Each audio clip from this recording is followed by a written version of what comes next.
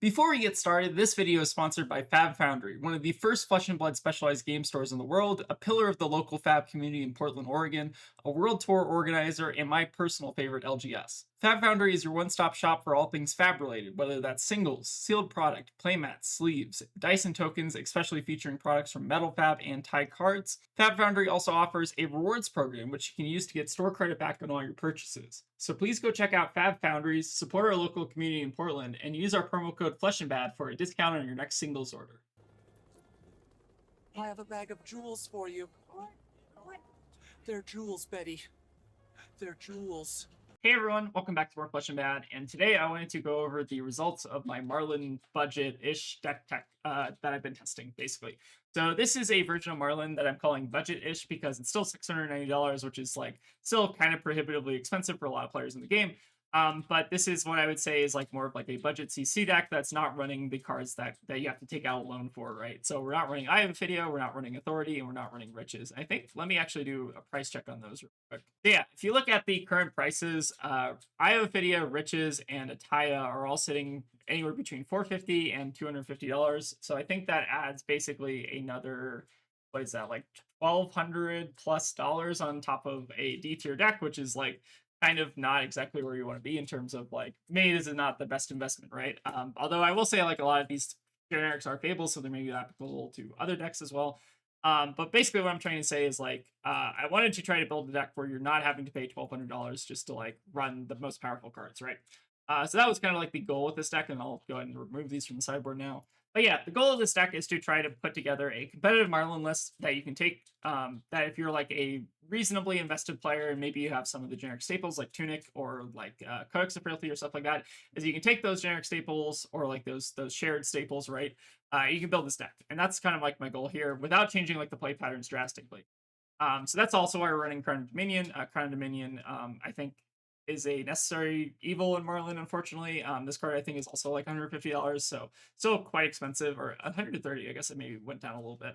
But yeah, this card also still potentially a necessary evil, just because starting with the first gold is very, very important just for the normal play patterns of this deck. But yeah, I wanted to kind of go over the game results. So I've been playing this list over the week, and I think this is the current win rate. So I'm currently at like a 66% win rate. Maybe a little bit of variance here and there because I think at some point I was like practicing into a lot of decks I think we're not super favored into, like Kasai and Gravy. But I think I'm still overall like pretty happy with these results. So we're still like 66 is pretty good, especially when you compare it to my normal Marlynn list, which I'll pull up here in a second. So I think this is currently the Marlynn list that I kind of used to like baseline a lot of my kind of like win rate. So this, I think I have like 55 matches on this particular list, and this is like the no eye list that's also running a tie in the main board, and then just a little bit of gravy stuff in the sideboard as well. So this list I'm at roughly 76%, and I think still the toughest matchups are like Gravy. As you can see, Verdance is still pretty tough, and then Kasai. Do we have Kasai on this list? Oh yeah, Kasai. I guess I have only one game in Kasai on this list. But that matchup's also still pretty rough. So I think this is like a good baseline. So maybe I'm at like a 75 or so percent win rate. Let me actually check. Or 76% win rate if you exclude the one person who you like played against someone else. But yeah, I'd say overall like this is kind of like the baseline win rate, at least on Talishar. So like we're seeing a rough drop of about 10%, but maybe that's still just like variance. I've also had other lists like my normal Marlynn list. If you look at, or this old one I had, I think I was sitting at roughly like a 60% win rate across like 94 games. To me, there's like somewhere around like 75 to like 70, I'd say is like maybe about my average like win rate with Marlynn, just as I've gotten like more practice with the deck. But yeah, I think this is like the most up-to-date one. So I'm gonna like maybe say I'll be a little bit generous to myself and say maybe I have a 76% win rate. So seeing a 10% drop in win rate, I think you can maybe attribute that to either the variance of the games that I played with this list, or you can attribute that to the variance of the games with the other list. Like maybe I played against a lot more decks that were like free with the other list, and maybe that's why I was padding my win rate or something, whatever. But yeah, I'd say like in general, the conclusion that I've drawn over like this week of testing is basically that you are going to see like a fairly marginal drop in win rate, like maybe somewhere between like 2 to 5%. And I think you're going to feel those that drop in win rate the most in terms of the the matchups where you basically run more fables, right? So there are a couple of like three fable matchups, or actually there are a lot of three fable matchups that you have to kind of like run all three fables in right now, just because they're such high value. And most of these like kind of fall into the very defensive decks or the D-react piles. So these are decks like Verdance, Florian, Warrior, Fatigue piles. I think RKO is maybe like the best example of this. So you're gonna basically struggle the most when you don't have three fables in these matchups. But there are some matchups where you're not gonna feel the missing like one fable. So like I think Cindra, Kano, KO, Slippy, Mario, those are all like one fable matchups. So like you're not gonna really feel the loss of eye. And I've actually like played this deck at a ProQuest top 8 with it without eye, right? So that was I think this no eye list, right? So this is just like moving a tie into the main, right? So I think there are a lot of matchups where you're not going to really necessarily feel the loss of eye, right? But I think you're going to mostly feel like this in like the 2 to 3 fable matchups where you're running like multiple fables. That's where you're going to like lose a lot of your percentage points, basically. Oh yeah, I also wanted to mention that the cards that I changed between the Fable version of the deck list and the non-Fable version, I basically added like release attentions, and I think that this blue tipple, should be like an Eye of Ophidia. So you're very welcome to like experiment with like the cards yourself, and if you have like a different card that you would want to use instead, feel free to use that as well. I think I also cut Trench in this version of the list. So Trench was I think a little bit pricey. It made like $50 or so right now or something like that. Yeah, if you look, it's okay. It's like $30, so maybe not that big of a deal. But yeah, $30 still pretty expensive. So I also got Trench just for Nullrune Robe, which you're not going to feel majority of the time, I feel like. But yeah, those are like the key changes between this list and I guess the Fable version of the list. All right, yeah, but that's the budgeted list. Again, this is not really a budget list, but more of a like pseudo budget for like a established player who already has like a lot of the staples. But yeah, let's go ahead and try to get some games. All right, playing against a Slippy's King Shark and Batter matchup, and then we also want the Tar Pits. I've gone back and forth between cutting the golden tips, but I think normally the golden tip is the spot. You could also cut like lace plus a loan shark, and I think that's reasonable. I'm gonna try this though. Doesn't look good. Okay.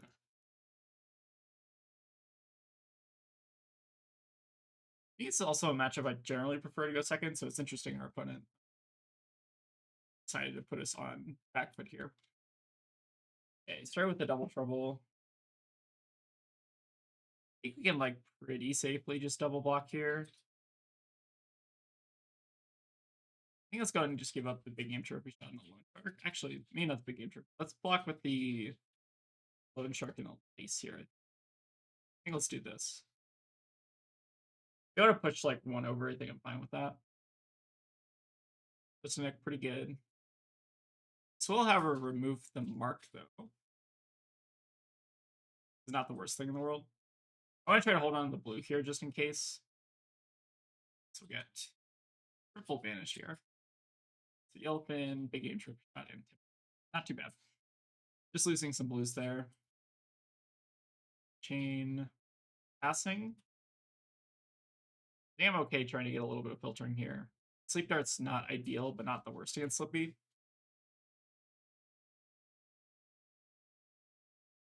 There's maybe some merit there to actually just like holding Sunken Treasure. It is a little bit greedy. Let's go for the trophy shot. The trophy shot's not going to give us gold, but it's still +4, which is quite nice. Discard. Okay, we have perfect resource here. We can arsenal the King Shark in a turn, so this is still really good.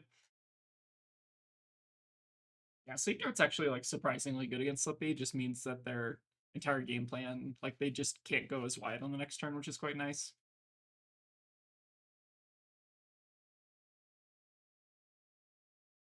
What have we got? So we've actually used all of our trophy shots, or we functionally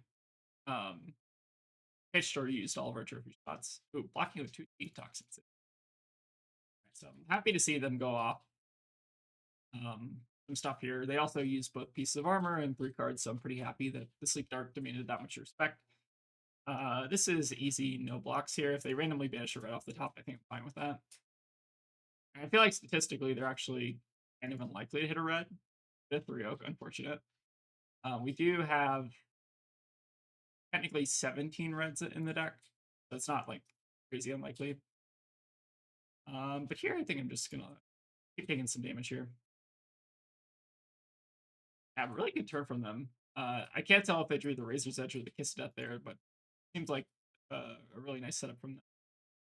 Let's go for Lace. I think I kind of actually want to like Arsenal to take aim, especially since we have 2 3 oaks in the deck now. We just saw that one vanish. Arsenal take aim is pretty good, and this should already connect King Shark wise.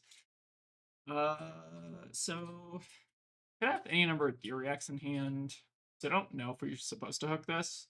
I think if I take aim, I can hook, but if I don't take aim, I can't hook. I think I'm gonna go no hook here. Because if this connects, we're already kind of winning. I think I'd rather try to prioritize the take game in Arsenal. I think because they're Slippy, like I think Mario is typically a lot more likely to run like CNC and stuff. I think Slippy's sometimes cut it to be a little bit more like Redline-ish. I think it makes sense to Arsenal to take game here, especially since they could have like Codex coming up, although they don't really have like any good targets for it. All right, so you get a dealer's choice here. So you have Persuasive, Pain in the Backside, or Spinneret. Pretty sure the easy choice here is just to leave no, especially since Persuasive's not coming in damage. Or we can at least like block 4 with the hook plus on the Persuasive. Yeah, I think this is an easy leave no.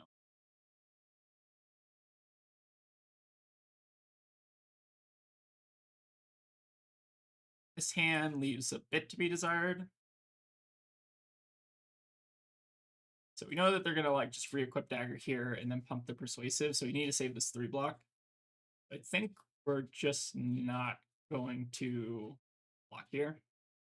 We actually have Tunic coming up, which is really nice with the Goldfin here, which means we're going to get to overpower it and then draw a random card off the pre-mid.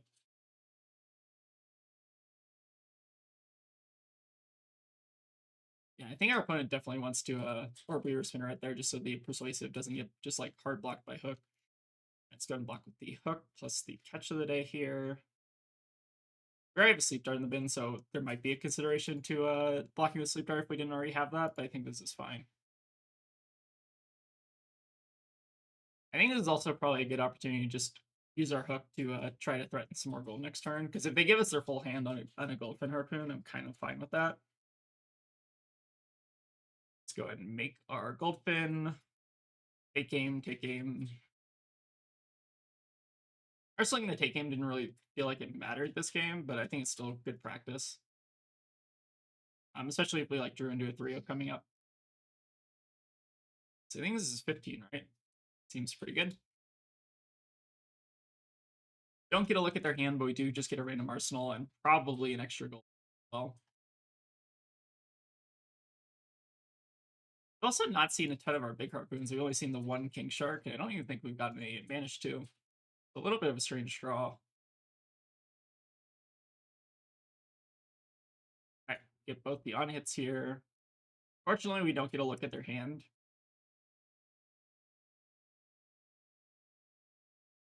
Redfin's pretty good against Slippy. Arsenal that. Ooh, Tar Pit could be a pretty big deal. So, Tar Pit Trap. What we could end up doing is Tar Pitting now, but they should have another go against Source after this, so I feel like I'm actually fine just taking the 4 damage here, and it's functionally the same, right? Like, we're still getting, like, remarked here, so we're not, like, giving them an extra mark or anything. I would like to try to Arsenal this Battering Bolt next turn, so I think I'm fine just letting this slide. I think our goal, since they are going to give stealth, the next stealth attack go again, we want to Tar Pit the stealth attack, ideally. All right, so there's our stealth attack that we want to hit. Yeah, I think we'll say no blocks here and then just look to Tar Pit this. And if they do have a follow-up here, like a Codex or CNC or something, this also will stuff that unless they want to like react to this.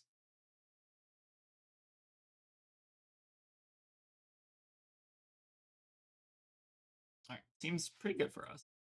All right, just a Bonds of Attraction. So I don't think we care about this. They could gain a life here, but I think that's pretty much irrelevant. Oh, I guess they won't ever gain life, right? Because they got Tar Pit trapped. Their opponent had a little bit of a lackluster turn here, actually. Interesting. I almost feel like they had like a CNC here, and maybe they just didn't want to play it and they wanted to play the bonds instead. So I kind of expect this card in Arsenal to be like a CNC or like a lead note or something. So let's go ahead and Hammerhead here. And our opponent's getting pretty low, and we're kind of at the point where the hook is not going to matter very much throughout the course of the game. So I'm kind of fine just like using the gold baited hook to threaten here. If this connects, like it's not the worst thing in the world to lose your hook when your opponent's at 9 health, because like the chances of you hitting are like quite low, like throughout the course of the game. So if we can put an on hit on kind of like a mid harpoon, I think that's fine. If we get their tunic out of them here for like a sync below, I think that's also pretty reasonable. So I'm still putting them on having CNC in Arsenal or some codex or Arsenal destruction effect that they didn't want to play. This hand's good though. I think I kind of do want to block the pain in the backside. We still have some extra blocks just in case we want to, like in case this is CNC, we can still like give armor here. So I kind of actually don't mind just like respecting the pain in the backside and just like blocking 3 here because we have another 3 block plus 3 block here in case it's CNC. If it's not CNC, it's not the end of the world. Red Infect, which I guess makes sense to not play the last turn. So they could codex us, so I don't think we could actually block now. We actually ended up taking like 2 more damage here. That's still fine. Still putting them on like codex or something. They haven't seen any codexes, I think, at this point. Like we're kind of overdue for one. Yeah, there it is. All right, so getting a leave no. I think this is a good opportunity to just give up the tunic here. Then we can just send a battering bolt next turn for 9. Fine. I wonder if we maybe got a little bit overzealous with the hook there. Right, we did get their tunic counter out of them, so I'm kind of like okay with that still. We maybe had like 1 or 2 other chances throughout the course of the game to get the hook, so maybe we're missing out on like 1 gold. I think like trading the hook there for tunic is like kind of reasonable. All right, so you have Mark of the Black Widow, Kiss of Death, tokens pop. Sure, that's good. That's a really good answer. So we'll target this. A Mark. Mark does nothing. They like run around our codex us. That could be really bad. But I think other than that, we're just going to look to target trap this and then try codex ourselves.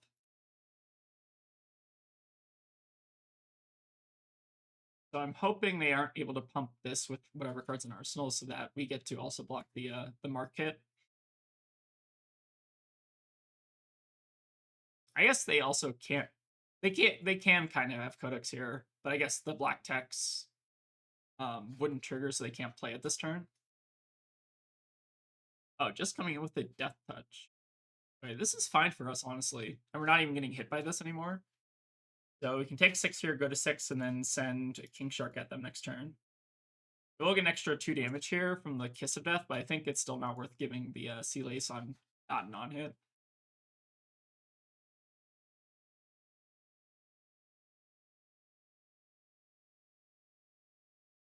Oh, wait, they do get the target when there's defense. The next time an attack action card hits this turn, effects don't trigger. This is an attack action card when it hits a hero created for real.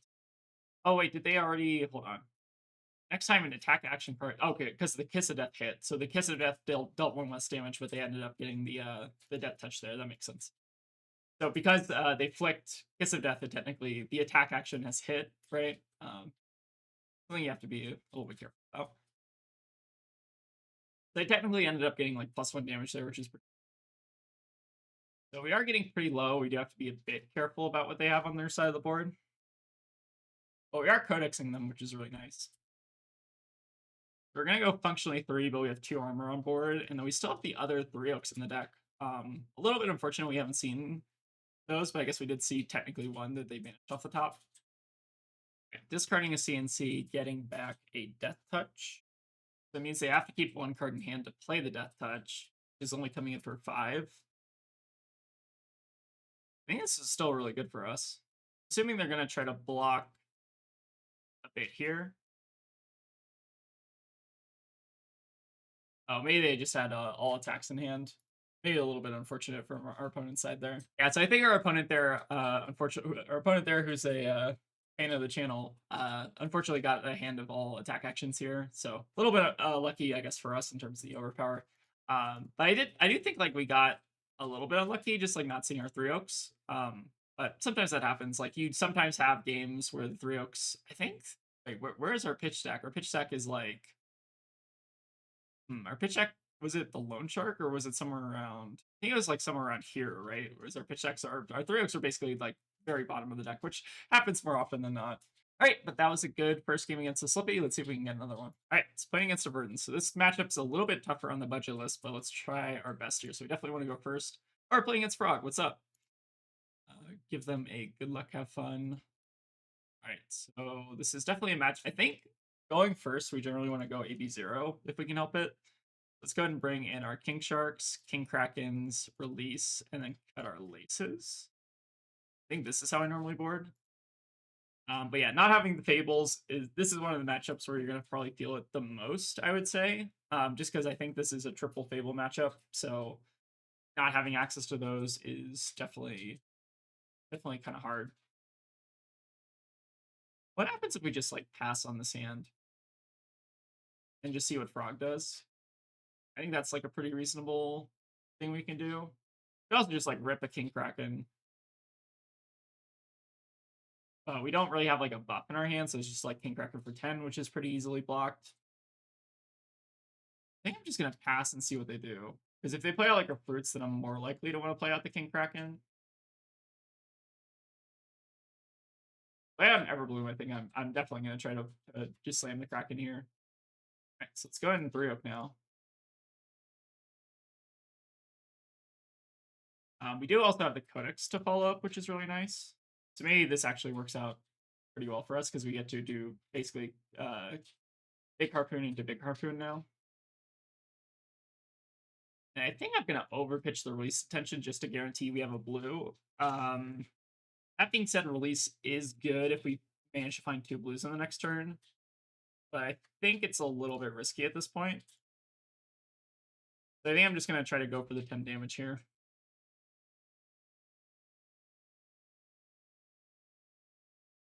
CNC in hand. There's the root bound as well. Okay. So yeah, still ended up not being that great for us, but maybe we hit a non-attack here. Okay, so we're actually going to get decomposed next turn, which is pretty valuable information. They have a plow runner in hand that they can send in for 2, which means we want to set Arsenal to Tipple here instead of the Codex. Because they do have now full decomp. Put the release on the bottom, those 2, and Arsenal and Tipple. This hand is a little unfortunate. Not the worst thing in the world. Also not that upset if they just end up like sending 2 damage at us this turn. But it's definitely still a little bit awkward here. I think I'm probably supposed to actually just like crack a gold and try to find a blue off the top. We also do have an out if we draw like a red. I think the hand still works. Or no, if we draw a red, what happens? That just means we like Codex, right? We draw a red. Blue here, we have 1 flow. If we draw a red, we pitch everything to the hammerhead. No, the red doesn't work, right? Alright, still kind of interesting, but we're going to take our 2 damage here.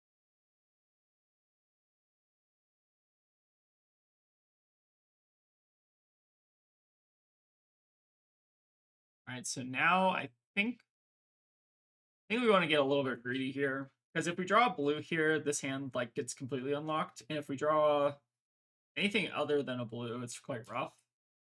How many blues have we seen? Can we see 3 in the bottom? I think we've seen a pretty equal number of reds and blues, or red, yellows, and blues. So I think we're actually somewhat likely to draw blue here. All right, I'm going to go ahead and take the risk here, but this definitely could backfire.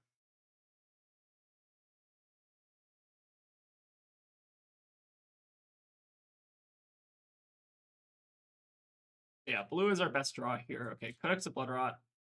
Not super great. So now what is our backup plan?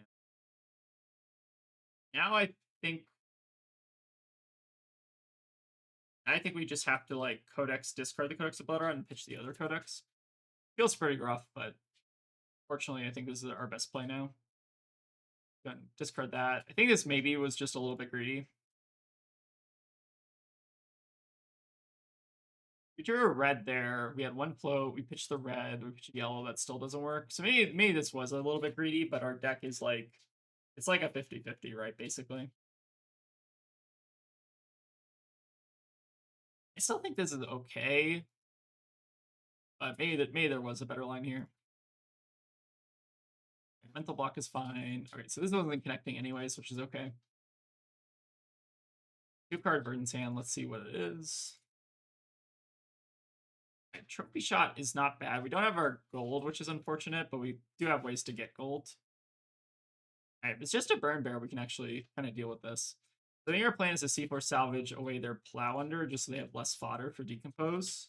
And then we can maybe big game trophy shot and just send a big gold pin at them. All right, so let's go for the salvage. Let's turn over that plow under, make our harpoon. And then we'll pitch. What do we want to have in arsenal, I guess is the question. I think sleep dart's probably the best arsenal. So let's pitch the tipple here. All right, another trophy shot. So that means we probably want to arsenal a trophy shot instead here. All right, so we'll discard the sleep dart just so that we have it in case we need to like codex it. Although we do only have like one codex live at this point. But we do get a nice little gold baited hook here. If we connect with the gold baited hook, our big game trophy shot next turn is going to get a lot better.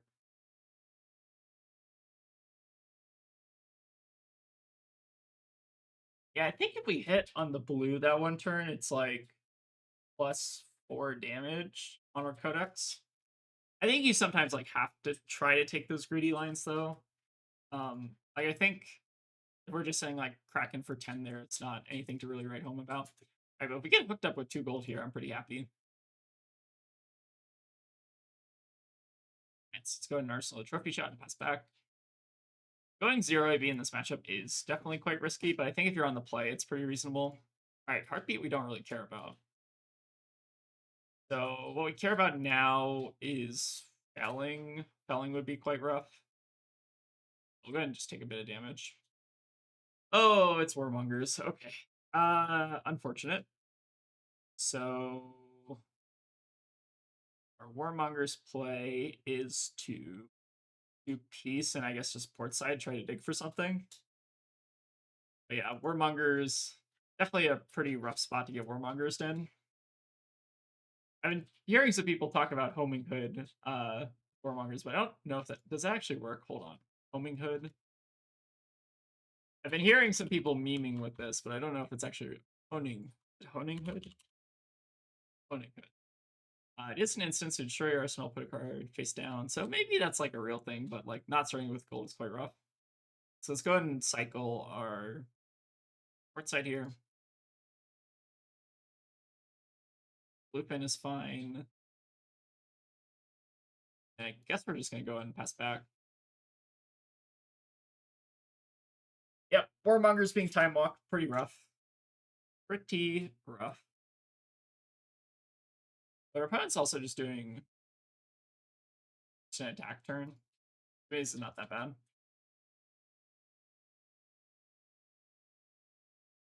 Alright, so let's keep getting greedy here. So I think I'm going to try to keep the whole hand. We're sitting on a decent pile of gold, and we also have the big game trophy shot. So I think our hand's good. I don't think it's quite the time that we want to block just yet. Our opponent's still got quite a few cards that they need to attack with probably at this point. So I think taking the 3 years is reasonable. Another life is also fine. I would ideally like to see them not decompose too soon. All right, so let's go ahead and pitch our blue fin, and then we might decide whether or not we want a red fin or blue fin this turn. Pitch the gold fin. I guess the question is, what do we want to try to connect? I feel like both of these are not going to end up hitting, but maybe it's slightly better to get the blue fin in case they have like a felling in arsenal or something.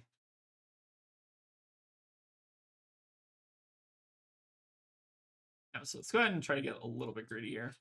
But again, this is one of those matchups where I think, oh, sorry, we don't want to. I made a goal. So let's go ahead and just bloop in here. This is one of those matchups where I think, like, not having the Fables probably hurts you the most. It does feel like every Fable ends up mattering kind of pretty substantially in this matchup. Also going back to the Warmonger's turn, this is like kind of what I talk about with this deck. Like, There are kind of ways to play around warmongers, like if you can prioritize like arsenaling and attack, but like a lot of the time you just like don't have a ton of agency with warmongers, right? Like I think how did we get that big game trophy shot in Arsenal? I think we just like drew it randomly, tucked in Arsenal, right? Like there's no real way to tell when the warmongers is coming, right? So it's difficult. Like I think that card does just like straight up pose you more often than not, or at least like kind of the way I play. Opponent's got a lot of D-Reacts. Right, but it looks like we might end up connecting with them. It's a little bit comforting.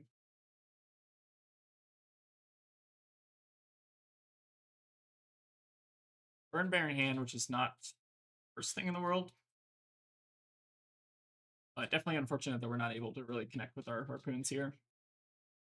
We do at least have tempo for what that's worth, but our opponent's still sitting on full armor. Okay, Lunge Shark's not a bad arsenal, though.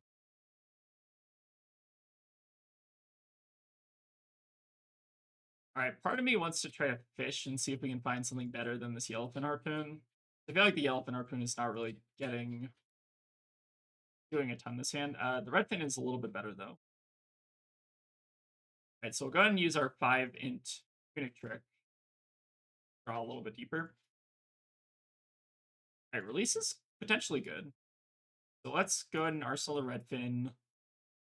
We do have some 3-Oaks coming up, but sitting on an arsenal is somewhat risky right now. We know they have a Burn Bear in arsenal, so the release is actually not doing anything right now. A little bit unfortunate.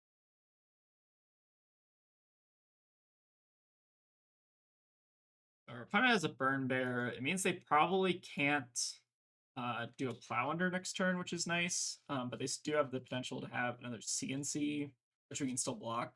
So I think actually sitting on the take game is like pretty reasonable because they don't necessarily want to plow here because they already have an arsenal. You could obviously like Crown of Providence it away and then plow under us, but I think it's fine to maybe hold on to the take game here. Block into Pulsing Aether Life. Assuming their hand is maybe just not no reds or something like that. We do get to connect at least. Still looking for some of our bigger harpoons though. We've only seen one big harpoon in this game. 2 blues. At least we know next turn that their turn is just going to be probably like 8 damage or so. Hey, this is a good hand though. We got double take game plus a 3-Oak. So the dream is definitely alive. Fortunately, Verdance is online, so we're going to be taking quite a bit of damage here.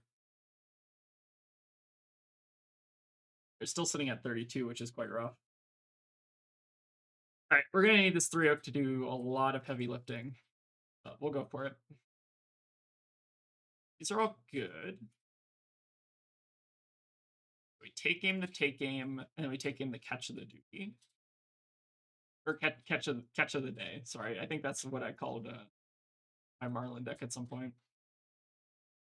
So go ahead and crack a gold now, load the King Shark. If we actually crack the gold, or no, we couldn't crack the gold first because then we wouldn't have a way to. I think this still makes sense. All right, so we're gonna need this King Shark to do a lot of work. They're still also sitting on the Burn Bear. They might be trying to do the thing where they don't try to attack us for the rest of the game since we're still sitting on armor.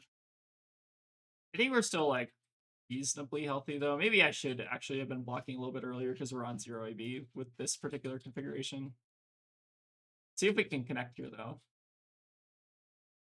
Alright, so we get an Autumn's Touch at least, and then they have a Pulsing Aether plus the Burn Bear arsenal. The game got a little bit closer, but still feels like decent ways behind.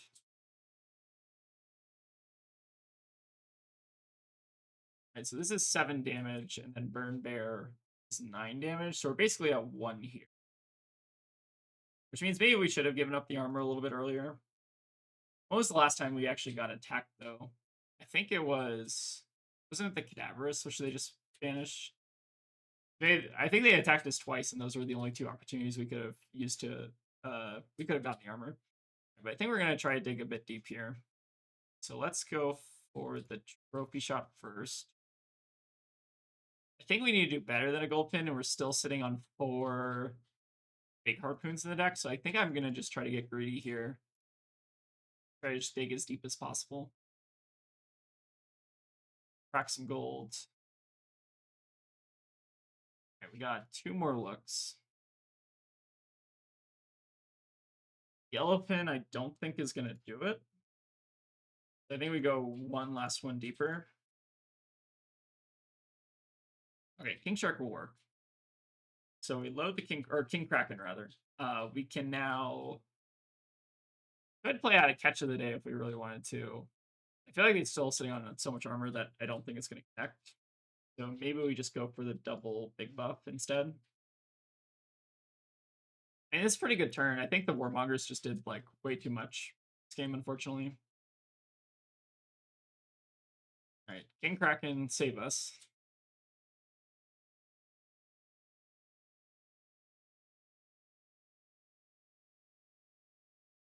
Feel too bad about this game. I think if we had any of the Fables in the deck, like I think we're basically almost all of our way through the first cycle, or majority of our way, right? So like if we have seen a Fable at some earlier point in first cycle, I feel like the advantage would be pretty substantial. But yeah, Warmonger's doing Warmonger's things, unfortunately.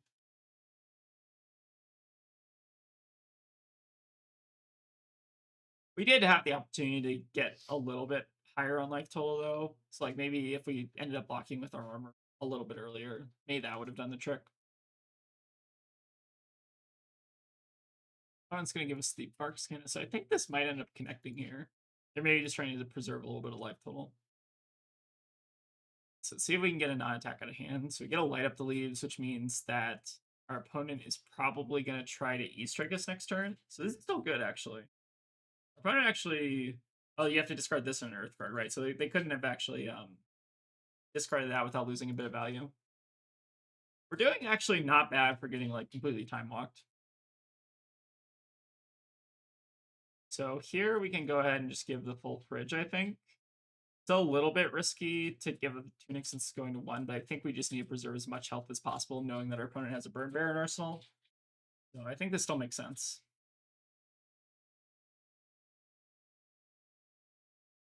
We're going to try to use our gold and crack towards blues, ideally. Or even like a 3-oak would be ideal. So I think we could just cut it off here. I think it's probably greedy to go deeper, right? We already have basically Codex here, and if we draw like a yellow or a blue, it basically kind of hoses us. Go ahead and grab our King Shark here. Marlynn. So I'm guessing that this is not hitting, because if it's hitting, it's probably dealing like more than 3 damage, right? So we want to ideally avoid dying to Loan Shark. So I think in this case, we're not even going to hook here. We're just going to send him for 10. And the idea is to basically try to discard the Wolfen Harpoon to the Loan Shark here, just so we're staying a bit healthy from the Burn Bear. So our opponent's going to give us 5 armor here functionally, plus maybe a non-attack, which means this gets put to 1.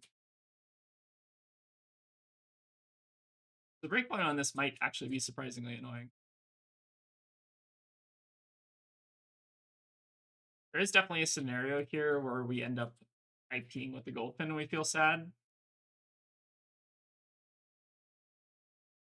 Alright, so our opponent has Heartbeat, Aether Arc, Felling of the Crown with a Burn Bear in our... I think we're dead. But I guess we're still taking the Felling here. So our opponent is able to deal 5 damage just between these two. Yes, I think we're just dead. Yeah, this may be a scenario where the AB1 would have mattered. But I think what mattered more was just the time walking. When this hand's a little bit rough. That's fine, though. I think we did actually a pretty good job considering the Warmonger's turn. I think we're just barely dead here. So there's the moon. So unless our opponent is only able to Burn Bear and not Waning Moon, which I think is unlikely, it would have to be like 3 reds and a blue. Even that doesn't do it. It would have to be like a 4 red hand or something kind of crazy like that. But I guess we'll start off with the pre-med. And then Is well crack. I guess the gold doesn't really even help us here, right? Might as well just do a 3-oak. Because even if like I think our pre-meditate was on top, but even if we draw the pre-med, we still need to pitch a 3-oak, so the pre-med draw doesn't actually help us all that much. And then I think send in here.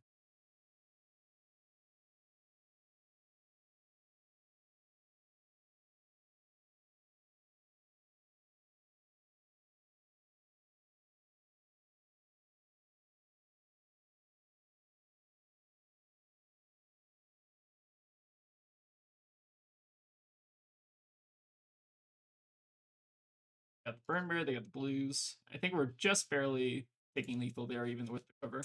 I think we played that pretty well, especially not having the fables. Good game, Frog. What else? So I think we were basically at our stack, right? Because I think we pitched a release pretty early. So we were actually like fully at stack, right? But yeah, we were basically at stack at this point. So assuming that we saw all three of our fables that game, I think we maybe get additional points of value that like you wouldn't otherwise like lose in this matchup. I will say the Warmonger's turn I think was like the biggest tempo swing. And then what else was really bad for us? I think wait, was that the only Warmongers? Or no, maybe it's in a Vanish or something. Wait, was that? I think there was a singular copy of Warmongers, which is so troll. Oh no. Okay, so I actually got owned by like the singular copy of Warmongers, which is fine. Like that happens. But I think like barring that one Warmongers, we were actually doing like pretty well that game. I think our like 20 damage double take game turn was also quite good. But yeah, I think that's like a matchup where the like losing the fables, especially like Riches and Mataya are like the two biggest ones in this matchup, and like losing those definitely feels pretty bad. But it's still like really close regardless. Like I think you can definitely potentially just like skill gap some Verdances, depending. I think like maybe we had an opportunity to use our armor a little bit better. But actually like they E-strike, so like we got to use our armor anyways, right? So yeah, I think there's like maybe a little bit of lesson in this game and like how important the fables are. But this is one of those matchups where you run all three, so you're gonna feel. All right, let's see if we can get another. All right, playing against a Cindra. This matchup feels really tough, especially when the Cindra like puts you on first. But fortunately, they're putting us on second year, which is actually preferable. I feel like I always like don't know what to do in the Cindra going first. Like I think the biggest thing that I've learned over the course of my Cindra games is just like try to prioritize keeping just like any arsenal basically.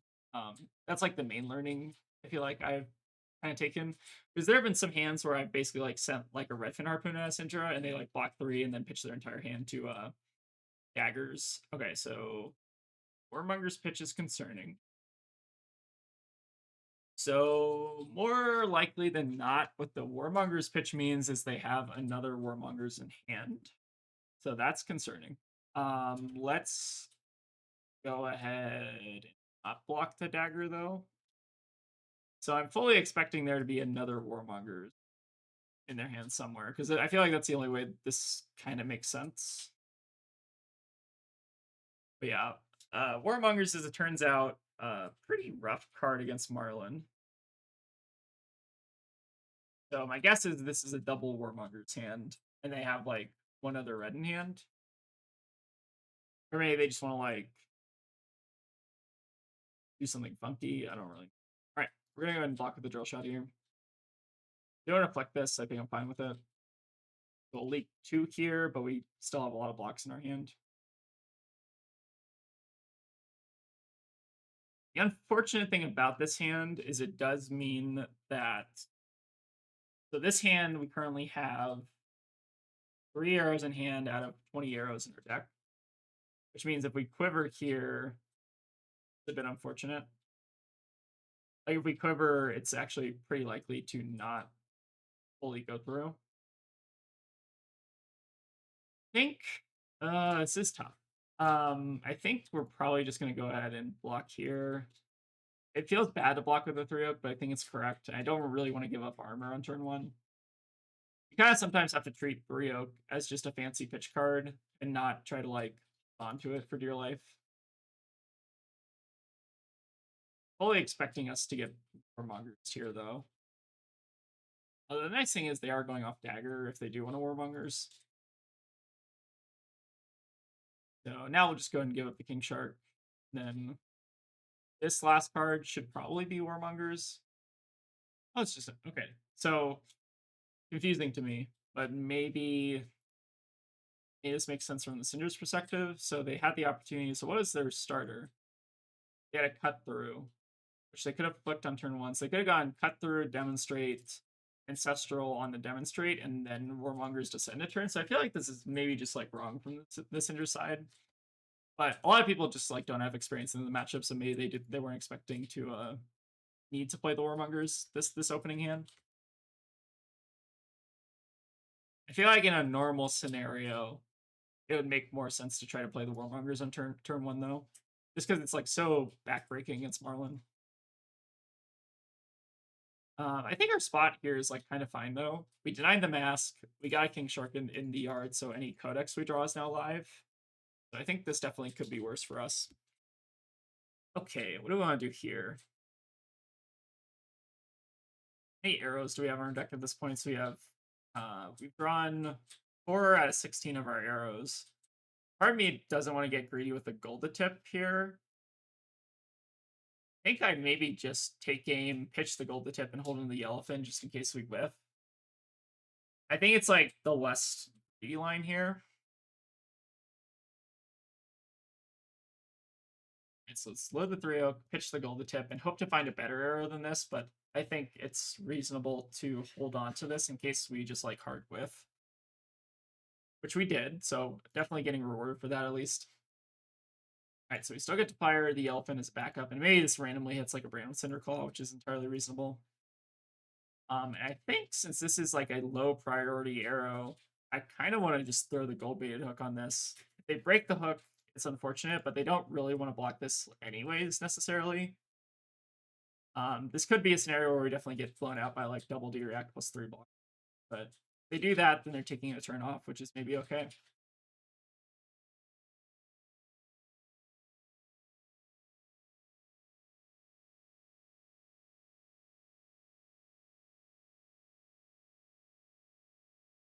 Definitely got a little bit rewarded there for talking about the arrow count and then like not pitching the elephant there, because I think it's like super greedy, or like the chances of us freaking off not drawing an arrow were like really high there. So let's see what's in our opponent's hand. So they have Blood Runs Deep, a really expensive hand from our opponent here. I think the way that this hand ends up like killing us is how, right? They would have to have like that one card, like the Art of Dragon Fire, or no, not Art of Dragon Fire. It's like Art of Dragon Blood, right? The one that like discounts everything. That card would like completely ruin us here. But otherwise, we're actually like kind of fine. So we have Blaze Headlong, Blood Runs Deep, Art of Dragon Fire, and the Spreading Flame. Okay, so this is all good. Tar Pit Trap should do some pretty decent work here. And they also have a bunch of 1 costs in hand. So we do need to try to just deny dagger hits when possible. I'm trying to like commit their hand to memory here. So it was Art of Dragonfire, it's the Blood Runs Deep, and then it was Blaze Headlong, and then the Spreading Flame. And then we have 1 unknown card in Arsenal, which is probably going to have to be their starter unless they want to pitch inefficiently. This next hand is acceptable, but nothing to write home about. Alright, so Running Renegade is the starter. So I think that fully will unblock their hand, right? So they'll go 3 into 4, or they can 3 flick and then Spreading Flames us, which is definitely an option. Go ahead and see what they do here, though, because I feel like it would make the most amount of sense if they want to play the rest of the cards in their hand to flick the Kunai here. All right, they're not going to go for the Kunai flick, though. Interesting. So they're opting to maybe hold on to the Spreading Flames for next turn. This is going to get a bit awkward, though, because I think we now have to Tar Pit Trap on this Chain Link, but we have to do it with Gold Beta Hook as well. Because we want to deny the on-hit effect from the next Chain Link, right? Although, no, so the mask would trigger next turn, which means it would get turned off, right? Whenever attack action you control is 3rd or higher in Chain Link, draw a card. So I don't, this might be a judge question, but I don't think the Mask of Momentum will continue after this, even if they do the Blood Runs Deep, right? Because I think this Tar Pit Trap will stop the first instance of the Mask of Momentum, and then it will remember that the Mask of Momentum has triggered, right?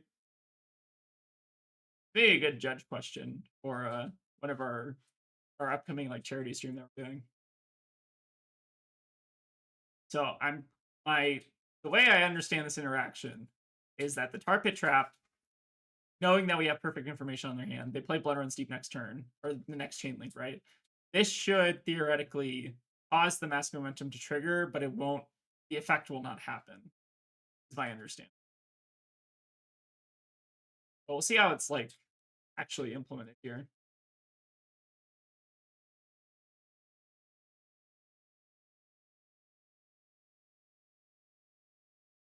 So my understanding is the Mask of Momentum here will trigger since this is the third chain link in a row to trigger, but it just will not. The effect will not happen. So here's the Spreading Flame. Kind of interesting. They have Art of Dragonfire in hand and the Blood Runs Deep to follow it up. So I think this is not going to trigger. But it should not trigger right now. So now the mask is grayed out, right? Which means this leads me to believe that since the mask is grayed out, it won't trigger after this third chain link, right?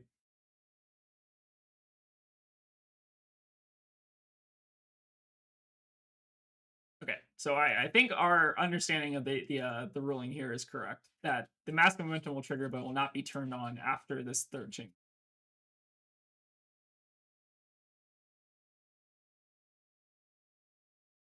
So I kind of expect them to now. Well, what do they do now? They have a Blood Runs Deep in hand. Blood Runs Deep optional.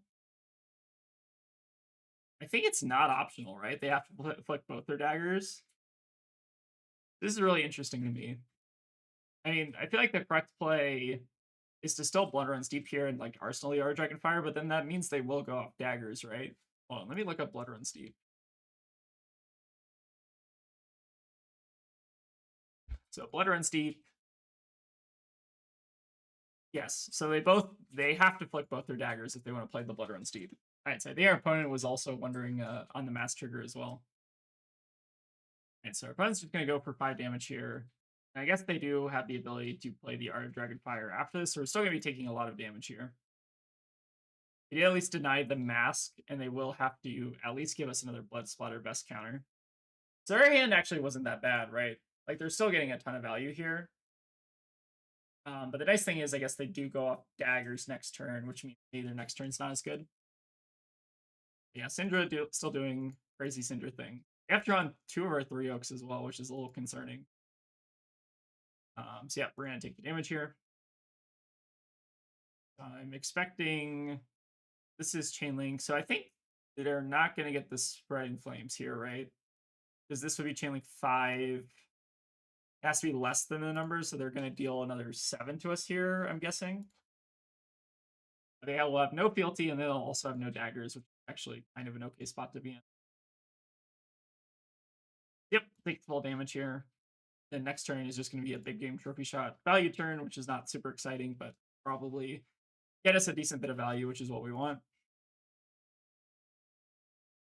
So still reasonably healthy life totals here.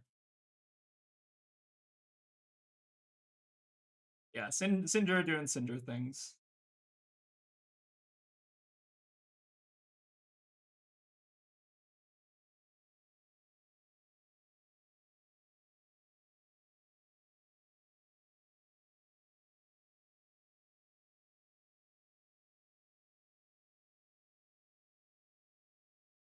Go ahead and big game trophy shot. Ideally, we're just discarding whatever we draw off the top. Codex of Bloodrot is pretty much irrelevant. Fine. We're already going to get a Ponder token here, so it doesn't really matter. So if our Cindra opponent has a really good hand that can work without daggers, then we might be in a bit of trouble. But if they don't have that good of a hand, we maybe can stabilize here.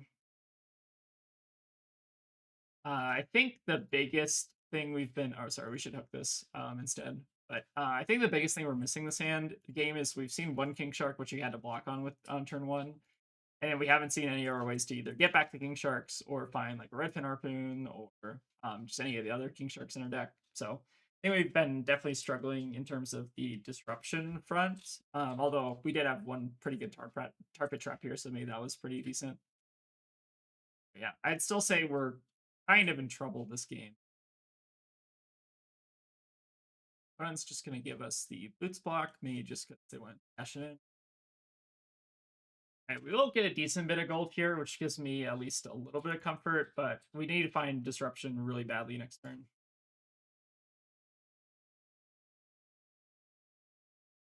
And the life totals here are fairly even, but we are still kind of on the back foot here. Alright, Redfin is a good arsenal, though. Not necessarily with Codex, but I guess I can't complain too hard.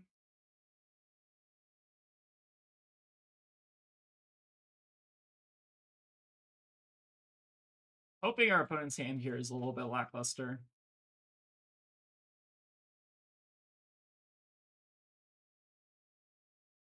Alright, Rising Resentment, pretty good. But we'll say no blocks on this.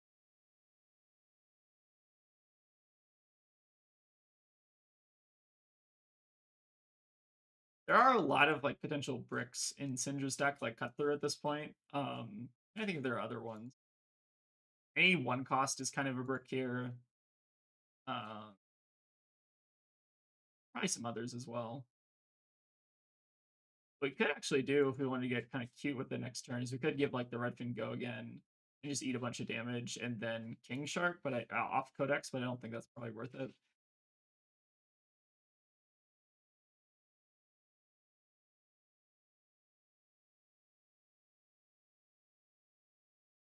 Could also like give the Redfin Harpoon go again with the Sea Lace, and then Codex pump the King Shark. Maybe that's a little bit of a better play. There's definitely some things we can do next turn. All right, I do like to see a Devotion Never Dies here though, because this is functionally kind of blank text. Although they will get to replay it next turn if they want to like pitch a card, but I don't think that's like worth blocking it, right? Because they can always just like play the next card anyways, right? I think we're gonna say no blocks here and try to block out whatever the next chain link is, whether that's Devotion Never Dies or whether that's something else. The nice thing here is if they do play out the Devotion Never Dies, they're not gonna be able to rebuy back their daggers. I think this is actually really good for us.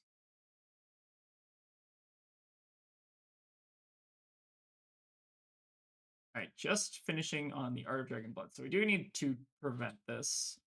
They cannot Dragon Scale or Flight Path this either, and they're not buying back the daggers. So we're in a good spot here. Let's go ahead and block 4 here, and I think we're just sending in for potentially 8. I think that makes sense. But yeah, real nice here that they're not able to actually buy back the daggers off this hand. Which is, I think, part of the reason why Devotion Never Dies has never seen a ton of play. It just kind of is like more clunky than it's worth a lot of the time. It's definitely an interesting card. I think we're gonna get a little bit greedy here and crack some gold because we do have the like 5-int tunic thing we can do.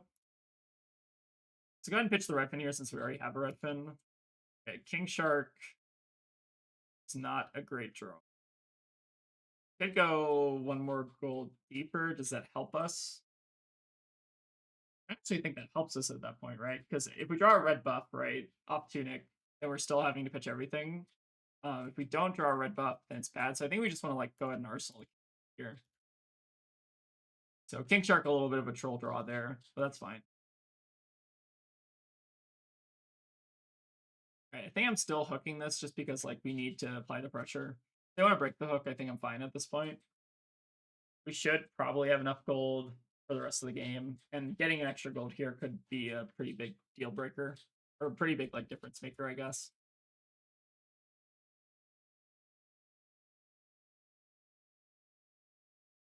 All right, we're starting to find our disruption here though, which makes me a little bit happy.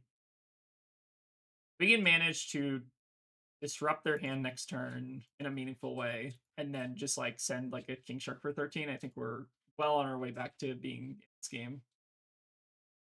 All right, so what is this hand? It's all 0 for 3s that are all draconic, or functionally all 0 for 3s. Question question here is there a 0 for 3 that is better than the others? I don't think there really is. I think we just take Ignite so they can't like dagger us breakpoint wise. And then we just like block the last 0 for 3, right? Pretty easy. We're gonna end up taking like 7 here. So 1 from the Flick Knives, 3 damage from these two. Or sorry, 3 damage each from these two, so 7 damage total. We go to 3 and then we can King Shark them next turn. But I think this is really good. I think that's the kind of Cindra hand we kind of need to see given our kind of slower start, I think. So with this hand, this is a hand we're actually probably going to tipple as well, right? All right, so we're going to say no blocks, and then we're just going to go block Sleep Dart on whatever the last thing they do. Probably one of the two Rising ones.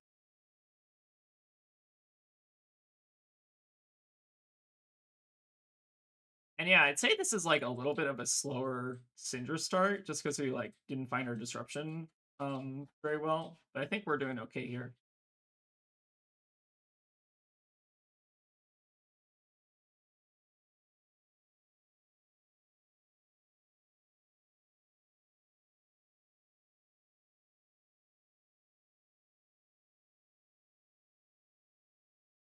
All right, let me just go ahead and block here. So Mask is now denied this turn.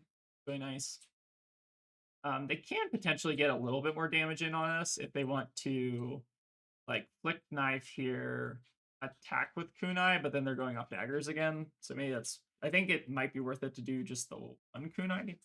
So that seems fine. So then they're going to be on one Kunai this next turn, and they're still going to have their best up. I think our opponent's still in a fine spot here.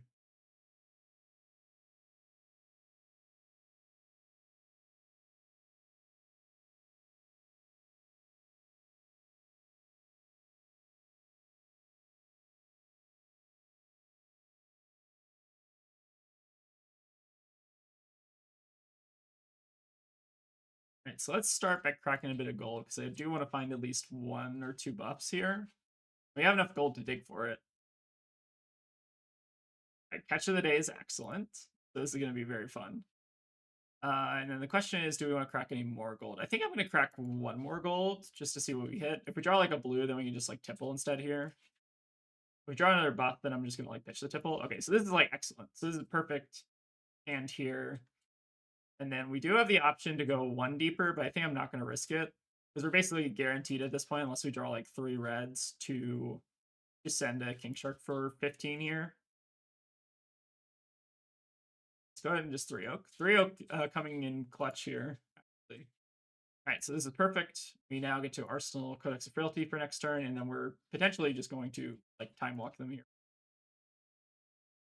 Assuming that they don't just like die on the board, which is also very possible. I think we navigated this pretty well. I will say our beginning of the game was like very, very bad, but now once we started to find our like power cards, it's felt a little bit better. This is still ultimately like a race matchup, so like if you have a very slow start, it's very hard to come back. But I think we've just kind of barely had the tools to get back in the game.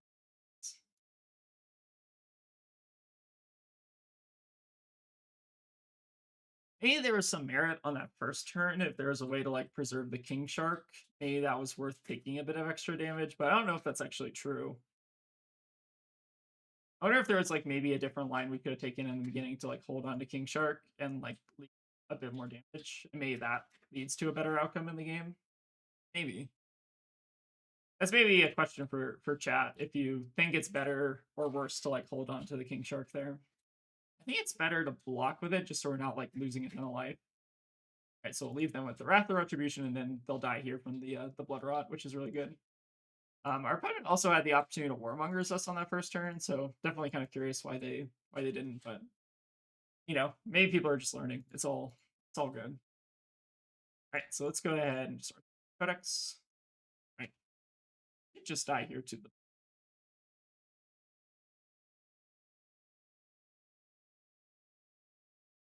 But yeah, I'm still thinking back on the first turn of the game. Like, if we had the opportunity to keep a King Shark, I think this was our opener, right? It was like Drill Shot, Sleep Dart, King Shark, 3 Oak. Maybe there was like a world where like holding on to the King Shark would actually like is better than taking three damage there. It's entirely possible, but maybe it's also like results oriented. But yeah, I think our opponent unfortunately got killed by blood rot there. GG's. All right, so I think that's gonna probably wrap it up for today. So we played against some pretty good decks. I think we dropped the game to the Verdance, but that's like kind of to be expected, especially when you're losing a lot of the Fable value. But overall, I think this deck is still like in a really good spot. I think the one thing, so like if this is if people are looking to like tweak the deck to be a little bit better, one thing I found, at least in my testing, and this is over, how many games are we at this point? This is over 32 games, so we're basically at the minimum number of games to make meaningful conclusions from like a sample size, right? Um, and I think the win rate's also like a little bit lower. So I think I'm at like a 10% lower win rate, which is maybe just like variance or whatever.